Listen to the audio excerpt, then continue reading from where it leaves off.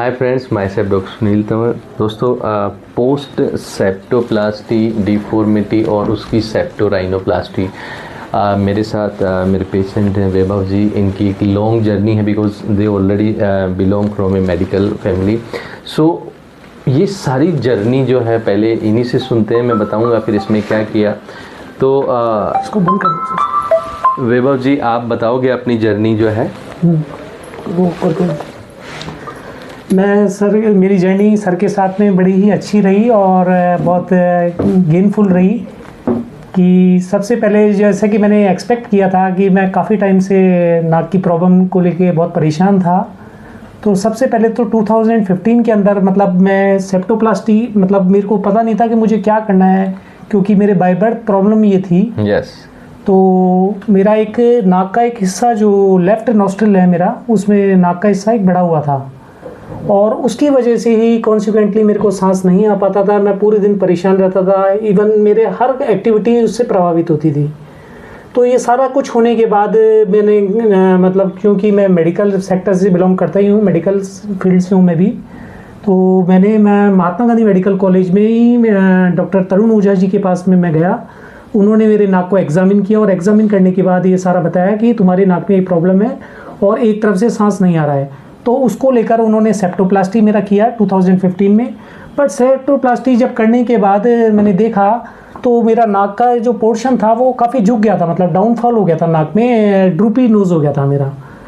ये सारा कुछ होने से मेरे को क्या कि मतलब प्रॉब्लम मेरी कम होने की बजाय एक टाइम तो प्रॉब्लम थोड़ी कम हुई थी, पर एग्जेजरेट हो गई थी, बहुत ज़्यादा प्रॉब्लम बढ़ गई थी, मेरी एक्टिविटीज़ बहुत प्रभावित होने लग गई थी इसकी वजह से। तो मैं तब से मतलब 2019 से ही फिर से परेशान रहने लग गया था। तो तभी मैं माइंड मेकअप कर चुका था, मैंने नॉलेज भी ली थी और मेरे को मेडिकल फील्ड की भी नॉलेज थी कि सर का इस काम में एक्सपर्टाइज है। सर का काम वैसे ही बहुत अच्छा है, मैंने बहुत लोगों से सुना भी था और खुद देखा भी था, क्योंकि मैं सर के पास आया भी करता था। तो ये सारी चीज़ों को लेकर और फिर मैंने ये डिसीजन किया, माइंड मेकअप किया और फैमिली से भी बातचीत करी, सर से भी थोड़ा कंसल्ट किया। तो मैं सबसे पहले 2022 में इस बात को लेकर सर के पास आया और सर ने मुझे बताया कि हाँ, तुमने एग्जामिन जो मतलब मैंने किया, बोले कि वो ठीक किया है कि तुम्हारी नाक में वास्तव में ड्रूपी नोज़ है और इसको लेके मैं तुमको ये कराने की सलाह देता हूँ। तब सर ने फिर मुझे रिवीजन सेप्टोराइनोप्लास्टी की सुझाव दिया और उसी के मतलब कॉन्सिक्वेंटली मैंने थोड़ा सा मेरी कंडीशंस वगैरह मतलब कि फेवरेबल है सारा कुछ देख के और फिर अभी 2025 में सर से अगेन कांटेक्ट किया और आज ये मेरे को एक बेहतर रिजल्ट, जैसा कि मैंने सोचा था उससे ऊपर ही मिला है मुझे रिजल्ट। अब आप कैसा फील कर रहे हो ब्रीदिंग, क्योंकि एक इंसान को जीने के लिए ऑक्सीजन जरूरी होती है, अब आप कैसा फील कर रहे हो? बिल्कुल सर ने बिल्कुल बहुत सही बात कही कि इंसान को जीने के लिए, क्योंकि कंसंट्रेट करने के लिए एक ऑक्सीजन तो मोस्ट एसेंशियल चीज़ है।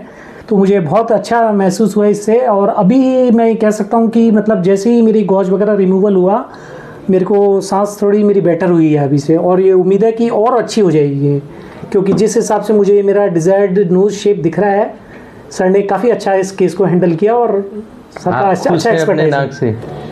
बिल्कुल, मैं मेरे नाक से खुश हूँ और सर के काम से भी बहुत ज़्यादा खुश हूँ, इम्प्रेस हूँ सर से बहुत ज़्यादा। थैंक यू वैभव जी। दोस्तों, बेसिकली मैं आपको बताता हूँ कि बहुत बार सो मैनी टाइम्स जब हमारे DNS होता है तो एक्चुअली में जो पूरा सेप्टोराइनोप्लास्टी या नोज़ का फ्रेमवर्क रिकंस्ट्रक्शन के बजाय कई बार क्या है, खाली ओनली सेप्टोप्लास्टी सर्जरी से क्या है कि वो नोज़ का जब सपोर्ट निकल जाता है तो जैसा ये बता रहे हैं नोज़ हमारा और ड्रूपी हो जाता है।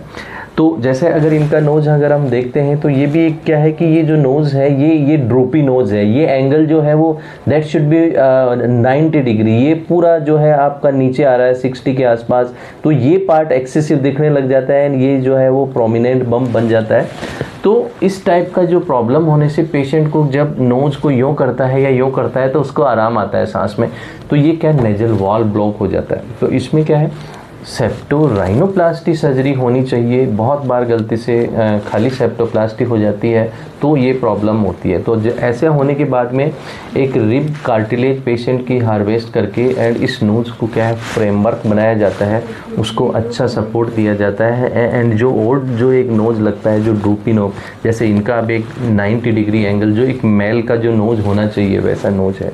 सो सेप्टोराइनोप्लास्टी सर्जरी से उसको सुधारा जाता है, जो एक गुड लुकिंग नोज होता है, और जो ब्लॉकेज फ्री नोज होता है उसको भी ठीक किया जाता है।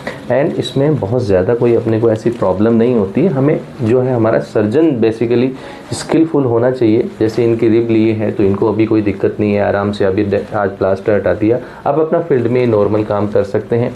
एंड सबसे मेन जो हमारे को एक टेंशन रहता है कि मेरे नाक पे कहीं निशान नहीं हो जाएगा, जैसे इनका नोज है कहीं ये पता नहीं लग रहा कि हमने कहाँ से नोज ओपन किया। So this is the advantage of. And thank you Vaibhav ji, आपने हमारे पे विश्वास किया and with the grace of God everything is good. इनके साथ इनकी मदर भी हैं, सो ये भी खुश हैं क्योंकि फैमिली में जब हमारा अच्छा ट्रीटमेंट होता है तो हम सब लोग खुश होते हैं। Thank you.